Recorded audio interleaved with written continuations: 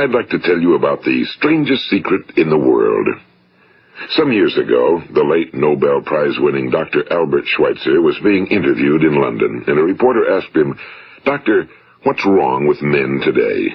And the great doctor was silent a moment, and then he said, "Men simply don't think." It's about this that I want to talk with you. We live today in a golden age. This is an era that man has looked forward to, dreamed of, and worked toward for thousands of years. But since it's here, we pretty well take it for granted. We in America are particularly fortunate to live in the richest land that ever existed on the face of the earth, a land of abundant opportunity for everyone. But do you know what happens? Well, let's take 100 men who start even at the age of 25. Do you have any idea what will happen to those men by the time they're 65? These 100 men who all start even at the age of 25 believe they're going to be successful. If you asked any one of these men if he wanted to be a success, he'd tell you he did. And you'd notice that he was eager toward life, that there was a certain sparkle to his eye, an erectness to his carriage, and life seemed like a pretty interesting adventure to him. But by the time they're 65, 1 will be rich. 4 will be financially independent.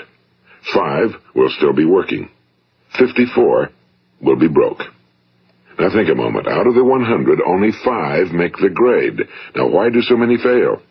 What has happened to the sparkle that was there when they were 25? What's become of the dreams, the hopes, the plans? And why is there such a large disparity between what these men intended to do and what they actually accomplished? When we say about 5% achieve success, we have to define success. And here's the best definition I've ever been able to find. Success is the progressive realization of a worthy ideal. If a man is working toward a predetermined goal and knows where he's going, that man is a success. If he's not doing that, he's a failure. Success is the progressive realization of a worthy ideal. Rollo May, the distinguished psychiatrist, wrote a wonderful book called Man's Search for Himself. And in this book he says, the opposite of courage in our society is not cowardice. It is conformity. And there you have the trouble today. It's conformity, people acting like everyone else without knowing why, without knowing where they're going. Now think of it. In America right now, there are over 18 million people 65 years of age and older. And most of them are broke. They're dependent on someone else for life's necessities. Now, we learn to read by the time we're 7. We learn to make a living by the time we're 25. Usually by that time, we're not only making a living, we're supporting a family. And yet, by the time we're 65, we haven't learned how to become financially independent in the richest land that has ever been known. Why? We conform. And the trouble is that we're acting like the wrong percentage group, the 95 who don't succeed. Now, why do these people conform? Well, they really don't know. These people believe that their lives are shaped by circumstances, by things that happen to them, by exterior forces. They're outer-directed people. A survey was made one time that covered a lot of men, working men, and these men were asked, "Why do you work? Why do you get up in the morning?" 19 out of 20 had no idea. If you ask them, they'll say, well, everyone goes to work in the morning, and that's the reason they do it, because everyone else is doing it. Now let's get back to our definition of success. Who succeeds? The only person who succeeds is the person who is progressively realizing a worthy ideal. He's the person who says, I'm going to become this, and then begins to work toward that goal. I'll tell you who the successful people are. A success is the school teacher who's teaching school because that's what he or she wants to do. The success is the woman who's a wife and mother because she wanted to become a wife and mother and is doing a good job of it. The success is the man who runs the corner gas station because that was his dream. That's what he wanted to do. The success is the successful salesman who wants to become a top-notch salesman and grow and build with his organization. A success is anyone who is doing deliberately a predetermined job because that's what he decided to do deliberately. But only 1 out of 20 does that. That's why today there isn't really any competition unless we make it for ourselves. Instead of competing, all we have to do is create. You know, for 20 years, I looked for the key which would determine what would happen to a human being. Was there a key I wanted to know which would make the future a promise that we could foretell to a large extent? Was there a key that would guarantee a person's becoming successful if he only knew about it and knew how to use it? Well, there is such a key, and I've found it. Have you ever wondered why so many men work so hard and honestly without ever achieving anything in particular, and others don't seem to work hard and yet seem to get everything? They seem to have the magic touch. You've heard them say that about someone. Everything he touches turns to gold. And have you ever noticed that a man who becomes successful tends to continue to become successful? And on the other hand, have you noticed how a man who's a failure tends to continue to fail? Well, it's because of goals. Some of us have goals, some don't. People with goals succeed because they know where they're going. It's that simple. Think of a ship leaving a harbor, and think of it with the complete voyage mapped out and planned. The captain and crew know exactly where it's going and how long it'll take. It has a definite goal. Now, 9,999 times out of 10,000, it will get to where it started out to get. Now, let's take another ship, just like the first, only let's not put a crew on it or a captain at the helm. Let's give it no aiming point, no goal, no destination. We just start the engines and let it go. I think you'll agree with me that if it gets out of the harbor at all, it will either sink or wind up on some deserted beach, a derelict. It can't go anyplace because it has no destination and no guidance, and it's the same with a human being. Take the salesman, for example. There's no other person in the world today with the future of a good salesman. Selling is the world's highest paid profession, if we're good at it and if we know where we're going. Every company needs top-notch salesmen, and they reward those men. The sky's the limit for them. But how many can you find? Someone once said the human race is fixed, not to prevent the strong from winning, but to prevent the weak from losing. The American economy today can be likened to a convoy in time of war. The entire economy is slowed down to protect its weakest link, just as the convoy had to go at the speed that would permit its slowest vessel to remain in formation. That's why it's so easy to make a living today. It takes no particular brains or talent to make a living and support a family today. So we have a plateau of so-called security, if that's what a person's looking for. But we do have to decide how high above this plateau we want to aim. Now let's get back to the strangest secret in the world, the story that I wanted to tell you today. Why do men with goals succeed in life and men without them fail? Well, let me tell you something which, if you really understand it, will alter your life immediately. If you understand completely what I'm going to tell you from this moment on, your life will never be the same again. You will suddenly find that good luck just seems to be attracted to you. The things you want just seem to fall in line, and from now on you won't have the problems, the worries, the gnawing lump of anxiety that perhaps you've experienced before. Doubt, fear, well, they'll be things of the past. Here's the key to success and the key to failure. We become what we think about. Now let me say that again. We become what we think about. Throughout all history, the great wise men and teachers, philosophers and prophets have disagreed with one another on many different things. It's only on this one point that they are in complete and unanimous agreement. Listen to what Marcus Aurelius, the great Roman emperor, said. A man's life is what his thoughts make of it. Disraeli said this, everything comes if a man will only wait. I've brought myself by long meditation to the conviction that a human being with a settled purpose must accomplish it, and that nothing can resist a will that will stake even existence for its fulfillment. Ralph Waldo Emerson said this, a man is what he thinks about all day long. William James said, the greatest discovery of my generation is that human beings can alter their lives by altering their attitudes of mind. And he also said, we need only in cold blood act as if the thing in question were real, and it will become infallibly real by growing into such a connection with our life that it will become real. It will become so knit with habit and emotion that our interest in it will be those which characterize belief. And he also said, if you only care enough for a result, you will almost certainly attain it. If you wish to be rich, you will be rich. If you wish to be learned, you will be learned. If you wish to be good, you will be good. Only you must then really wish these things and wish them exclusively, and not wish at the same time 100 other incompatible things just as strongly. In the Bible, you read in Mark 9:23, if thou canst believe, all things are possible to him that believeth. My old friend Dr. Norman Vincent Peale put it this way, this is one of the greatest laws in the universe. Fervently do I wish I had discovered it as a very young man. It dawned upon me much later in life, and I found it to be one of the greatest, if not my greatest discovery outside of my relationship to God. The great law, briefly and simply stated, is that if you think in negative terms, you will get negative results. If you think in positive terms, you will achieve positive results.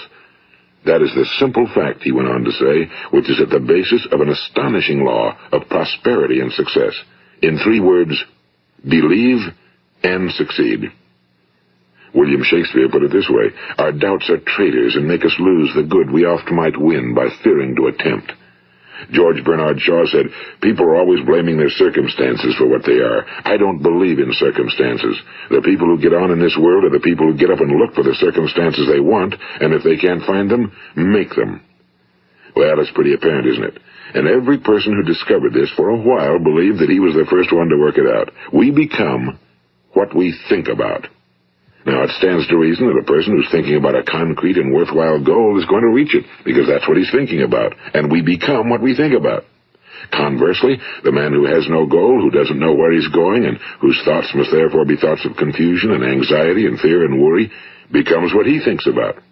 His life becomes one of frustration and fear and anxiety and worry. And if he thinks about nothing, he becomes nothing. Now, how does it work? Why do we become what we think about? Well, I'll tell you how it works as far as we know. Now, to do this, I want to tell you about a situation that parallels the human mind.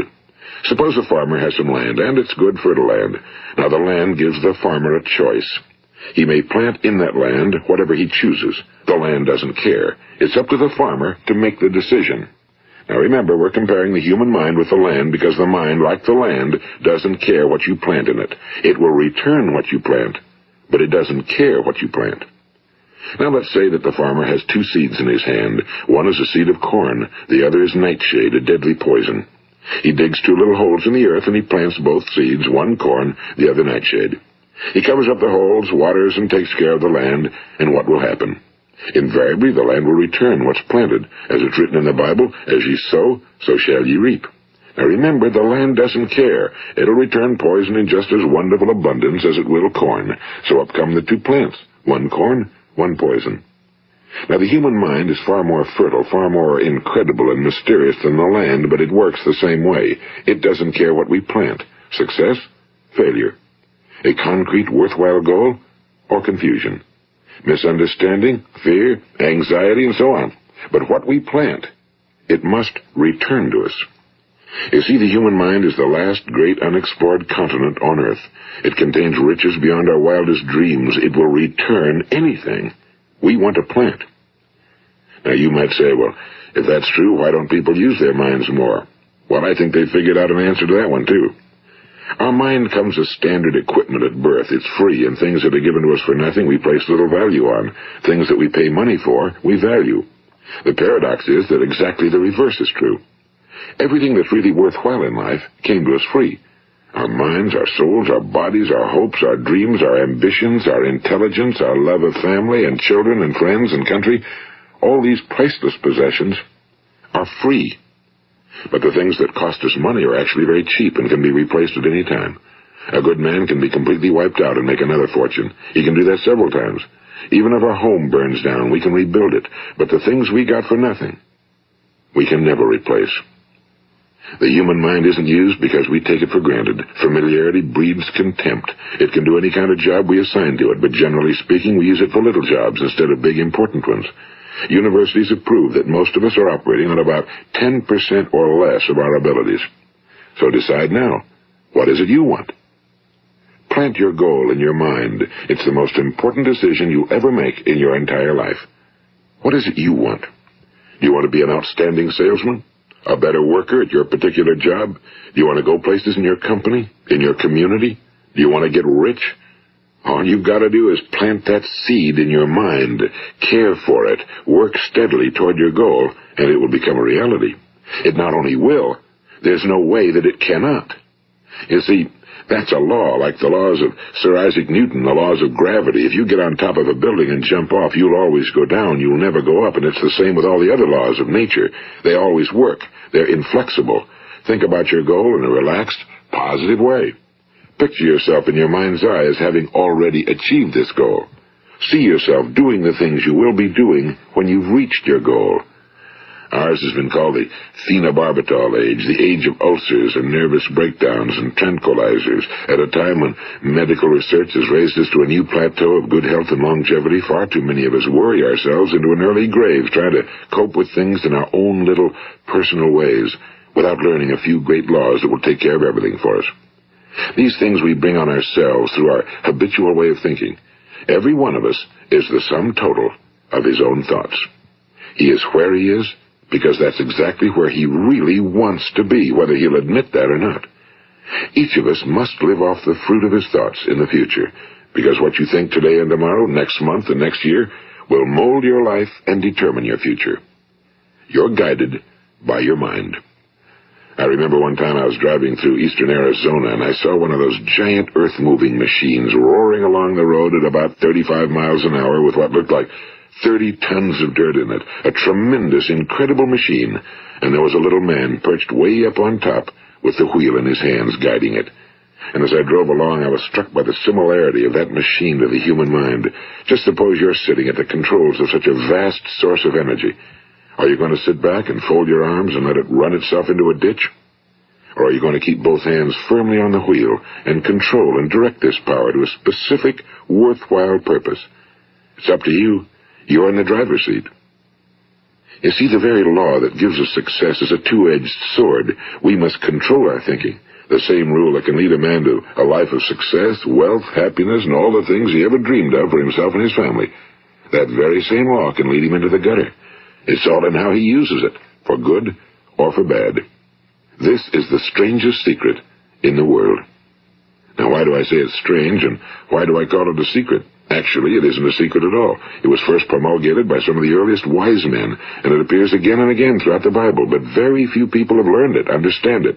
That's why it's strange, and why for some equally strange reason it virtually remains a secret. I believe that you could go out and walk down the main street of your town and ask one man after another what the secret of success is, and you probably wouldn't run into one man in a month who could tell you. Now, this information is enormously valuable to us if we really understand it and apply it. It's valuable to us not only for our own lives, but the lives of those around us, our families, employees, associates, and friends. Life should be an exciting adventure. It should never be a bore. A man should live fully, be alive. He should be glad to get out of bed in the morning. He should be doing a job he likes to do because he does it well. One time I heard Grove Patterson, the great late editor-in-chief of the Toledo Daily Blade, make a speech, and as he concluded his speech, he said something I've never forgotten. He said, "My years in the newspaper business have convinced me of several things. Among them, that people are basically good, and that we came from someplace, and we're going someplace. So we should make our time here an exciting adventure. The architect of the universe didn't build a stairway leading nowhere." And the greatest teacher of all, the carpenter from the plains of Galilee, gave us the secret time and time again. As ye believe, so shall it be done unto you. I've explained the strangest secret in the world and how it works. Now, on this side, I want to explain how you can prove to yourself the enormous returns possible in your own life by putting this secret to a practical test. I want you to make a test that will last 30 days. It isn't going to be easy, but if you'll give it a good try, it will completely change your life for the better. Now, back in the 17th century, Sir Isaac Newton, the English mathematician and natural philosopher, gave us some natural laws of physics which apply as much to human beings as they do to the movement of bodies in the universe. And one of these laws is that for every action, there is an equal and opposite reaction. Simply stated, as it applies to you and me, it means we can achieve nothing without paying the price. The results of your 30-day experiment will be in direct proportion to the effort you put forth. To be a doctor, you must pay the price of long years of difficult study. To be successful in selling, and remember that each of us succeeds to the extent of his ability to sell.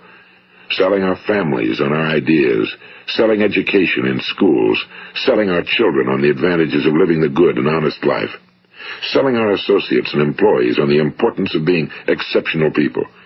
To, of course, the profession of selling itself. But to be successful in selling our way to the good life, we must be willing to pay the price. Now, what is that price? Well, it's many things.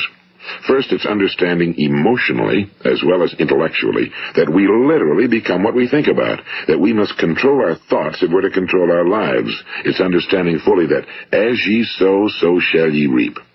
Second, it's cutting away all fetters from the mind and permitting it to soar as it was divinely designed to do. It's the realization that your limitations are self-imposed and that the opportunities for you today are enormous beyond belief. It's rising above narrow-minded pettiness and prejudice.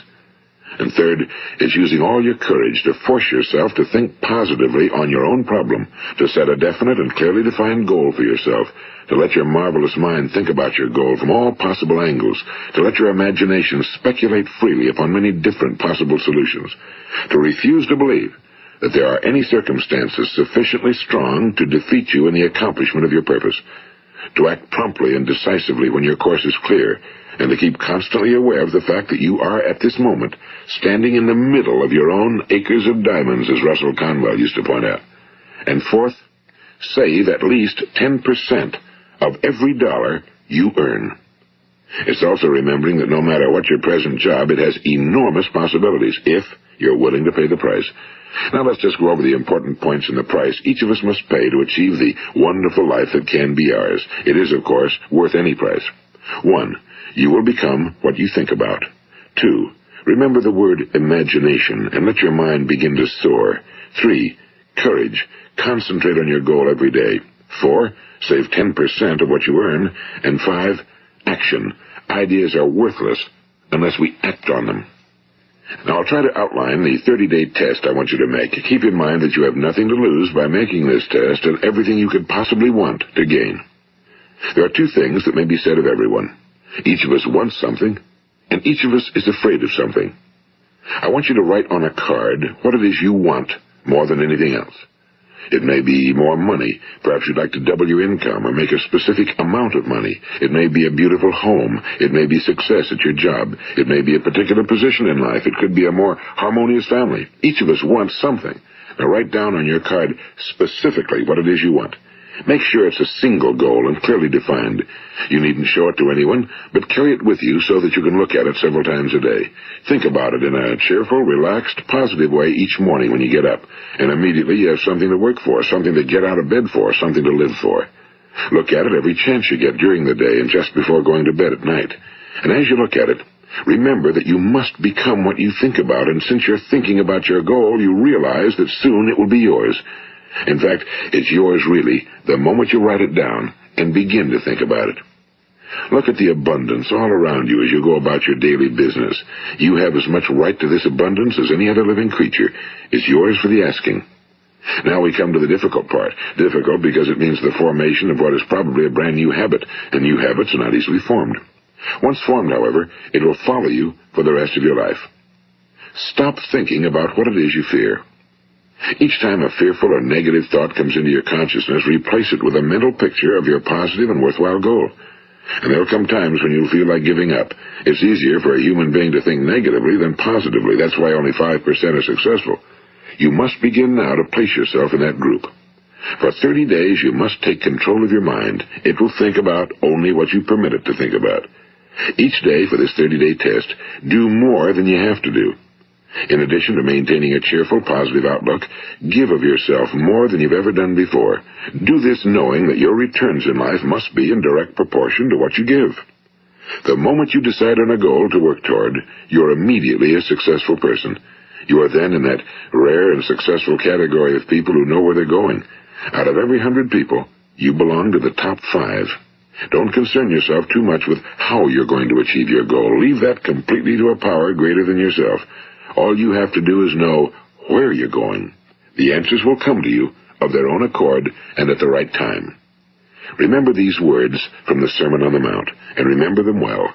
Keep them constantly before you this month of your test. Ask, and it shall be given you. Seek, and ye shall find. Knock, and it shall be opened unto you. For every one that asketh receiveth, and he that seeketh findeth, and to him that knocketh it shall be opened. It's as marvelous and as simple as that. In fact, it's so simple that in our seemingly complicated world, it's difficult for an adult to understand that all he needs is a purpose and faith. For 30 days, Do your very best.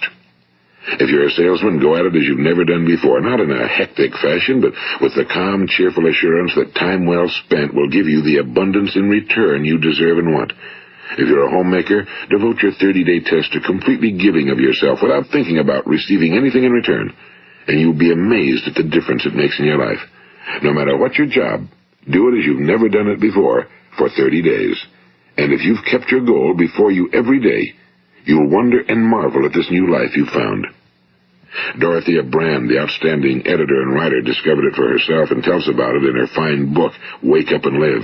Her entire philosophy is reduced to the words, act as though it were impossible to fail. She made her own test with sincerity and faith, and her entire life was changed to one of overwhelming success. Now, you make your test for 30 full days. Don't start your test until you've made up your mind to stick with it. You see, by being persistent, you're demonstrating faith.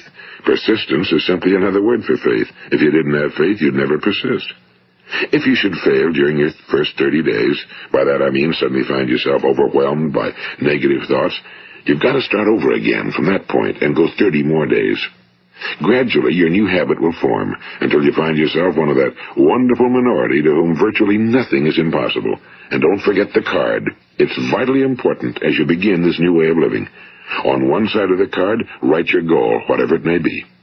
On the other side, write the words we've quoted from the Sermon on the Mount. Ask, and it shall be given you. Seek, and ye shall find. Knock, and it shall be opened unto you. Nothing great was ever accomplished without inspiration. See that during these crucial first 30 days, your own inspiration is kept at a peak. And above all, don't worry. Worry brings fear, and fear is crippling. The only thing that can cause you to worry during your test is trying to do it all yourself. Know that all you have to do is hold your goal before you. Everything else will take care of itself. Remember also to keep calm and cheerful. Don't let petty things annoy you and get you off course. Now, since making this test is difficult, some will say, why should I bother? Well, look at the alternative. No one wants to be a failure. No one really wants to be a mediocre individual. No one wants a life constantly filled with worry and fear and frustration. Therefore, remember that you must reap that which you sow. If you sow negative thoughts, your life will be filled with negative things. If you sow positive thoughts, your life will be cheerful, successful, and positive. Now, gradually, you will have a tendency to forget what you've heard on this recording. Play it often. Keep reminding yourself of what you must do to form this new habit. Gather your whole family around at regular intervals and listen to what's been said here. You know, most men will tell you that they want to make money without understanding the law. The only people who make money work in a mint. The rest of us must earn money. This is what causes those who keep looking for something for nothing or a free ride to fail in life.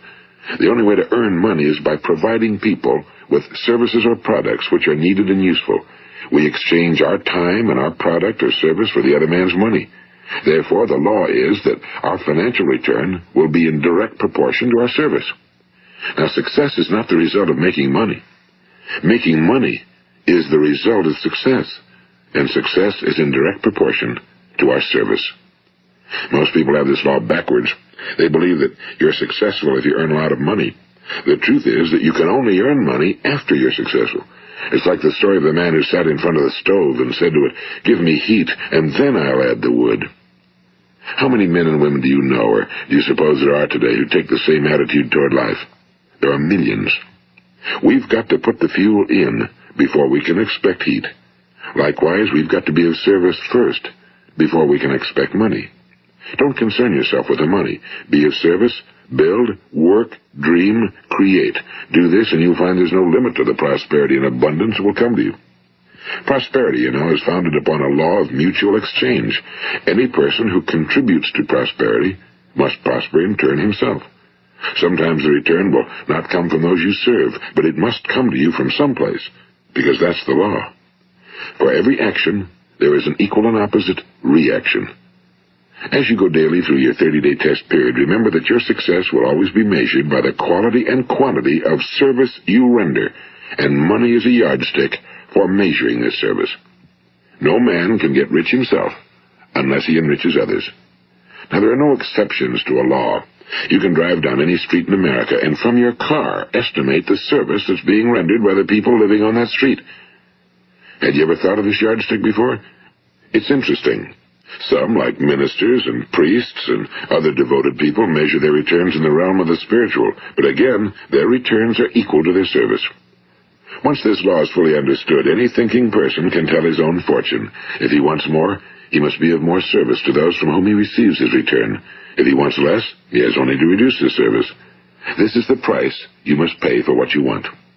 If you believe you can enrich yourself by deluding others, you can end only by deluding yourself. It may take some time, but just as surely as you breathe, you'll get back what you put out. Don't ever make the mistake of thinking you can avert this. It's impossible. The prisons and the streets where the lonely walk are filled with people who've tried to make new laws just for themselves. We may avoid the laws of man for a while, but there are greater laws that cannot be broken. An outstanding medical doctor recently pointed out 6 steps that will help you realize success. 1. Set yourself a definite goal. 2. Quit running yourself down. 3. Stop thinking of all the reasons why you cannot be successful and instead think of all the reasons why you can. 4. Trace your attitudes back through your childhood and try to discover where you first got the idea you couldn't be successful, if that's the way you've been thinking. 5. Change the image you have of yourself by writing out a description of the person you would like to be. And 6. Act the part of the successful person you have decided to become. The doctor who wrote those words is a noted West Coast psychiatrist, Dr. David Harold Fink. Do what the experts since the dawn of recorded history have told you you must do. Pay the price by becoming the person you want to become. It's not nearly as difficult as living unsuccessfully. Make your 30-day test, then repeat it again, and each time it will become more a part of you until you'll wonder how you could ever have lived any other way. Live this new way, and the floodgates of abundance will open and pour over you more riches than you may have dreamed existed. Money? Yes, lots of it. But what's more important, you'll have peace. You'll be in that wonderful minority who lead calm, cheerful, successful lives. Start today. You have nothing to lose, but you have a whole life to win. This is Earl Nightingale, and thank you.